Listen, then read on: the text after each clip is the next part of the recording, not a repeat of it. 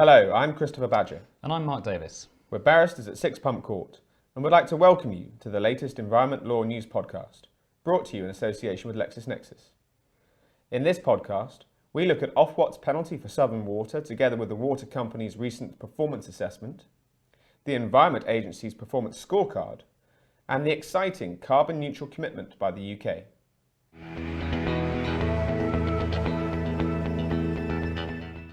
First, we look at Ofwat's flexing of its regulatory muscles and the recent performance assessment of the water industry.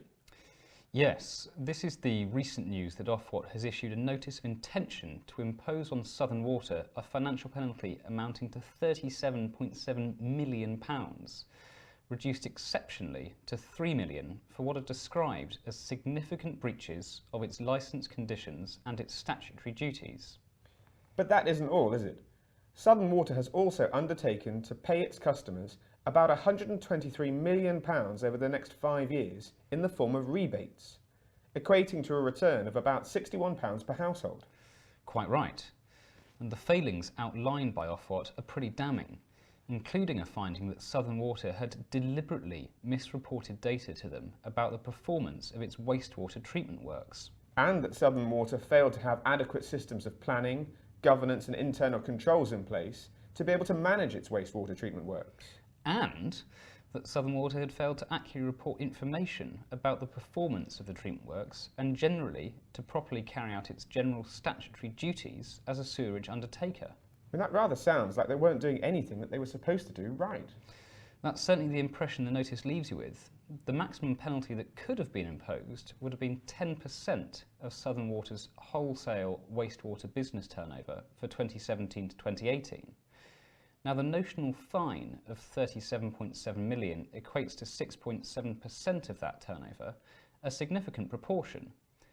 The key to the actual financial penalty, however, is the significant reduction that has been imposed, taking the actual fine down to £3 million.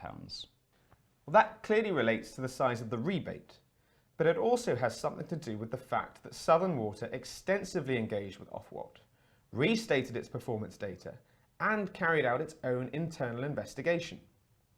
It was in fact a review of retrieved emails and documents which showed that staff had been anticipating the timing of planned operator self-monitoring samples across numerous works in order to ensure that no effluent was available for sampling purposes. Oh dear. Indeed, and the performance review of water companies for 2018 does not make for happy reading either. The headline of the most recent Environment Agency report was that performance was simply unacceptable. In short, with one exception, none of the companies are performing at the level that the environment needs. The performance of most companies has deteriorated, reversing the trend of gradual improvement since environmental performance assessment was introduced in 2011, and serious Category 1 and 2 pollution incidents have increased from 52 in 2017 to 56 in 2018. And how did Southern Water fare in this review? Not well. It, South West Water and Yorkshire Water all received a 2-star rating, meaning requiring improvement. The one shining example out of the 9 water and sewerage companies operating in England was Northumbrian Water, which scored 4 stars, the highest rating. So, what does the Environment Agency propose to remedy the situation? Well, they're establishing an Improving Water Company Performance Programme, which is intended to adjust the Environment Agency's approach to regulation and to help water companies to drive what it considers are the necessary improvements. It will also result in closer regulation and the use of enforcement and sanction outcomes for poor performing companies, potentially in conjunction with Ofwat. Well, clearly something has to change.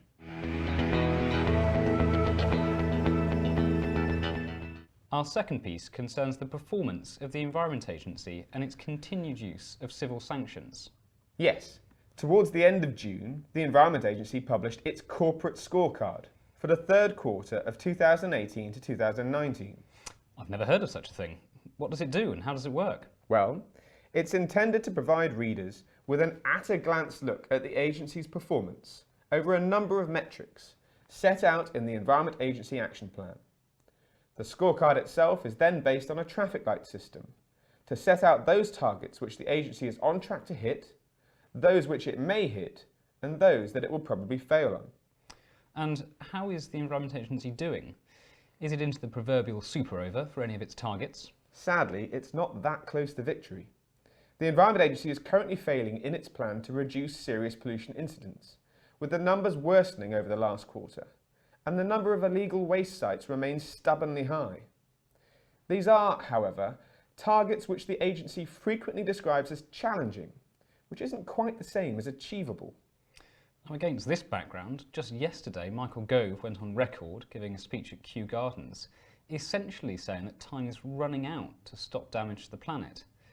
And on that basis, perhaps the agency should be asking for more money so that it can achieve the targets, rather than implying that targets should be easier to meet. Particularly when other areas of regulation appear to be working well. In the last 6 months, more than £3.7 million has been given to charitable organisations for environmental offences. United Utilities paid over £1 million in just 2 enforcement undertakings.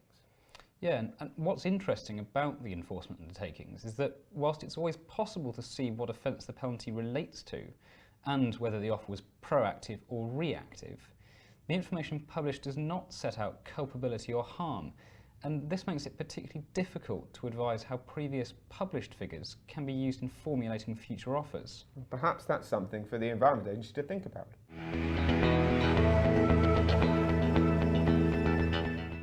Our final story concerns the important commitment made by the government that the UK will reach net zero carbon emissions by 2050.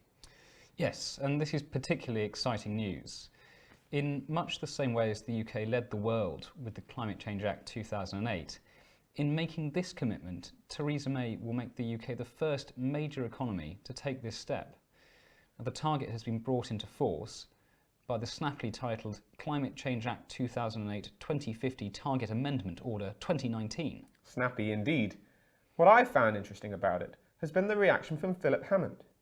He's reportedly warned Theresa May against making the commitment, highlighting concerns about its cost, and the Department for Business, Energy and Industrial Strategy estimates that that cost will be in excess of £1 trillion, or £70 billion a year. But that needs to be contrasted with the Committee on Climate Change estimates, that the actual cost of meeting the net zero target will be 1 to 2% of our GDP, so between 20 to 40 billion pounds a year, no greater than what it would have been to get it down to 80%. And both those estimates have been criticised for failing to highlight that the figures for costs do not include any figures for benefits resulting from the change.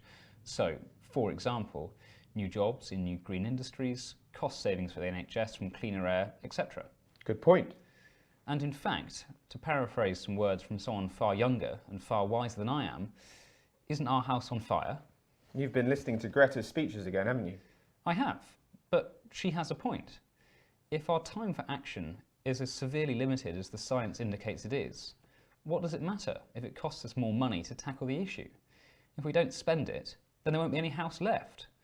What do you think we can expect following the legislation of the revised target? Okay, so key themes going forward will include phasing out gas use and moving to renewable energy.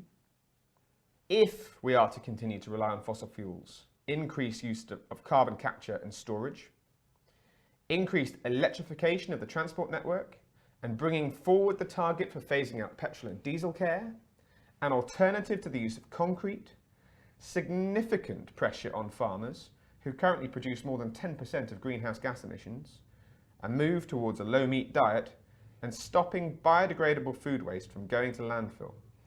Well, clearly hitting this target isn't going to be easy. We're not even on track to hit the current target that we have. No, and a full impact assessment for the proposed new target hasn't been produced yet either.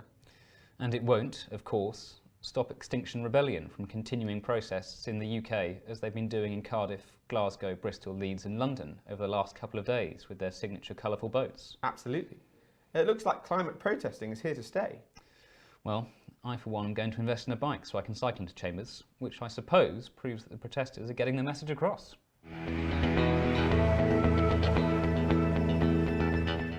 Thank you for tuning in to this Environment Law News podcast.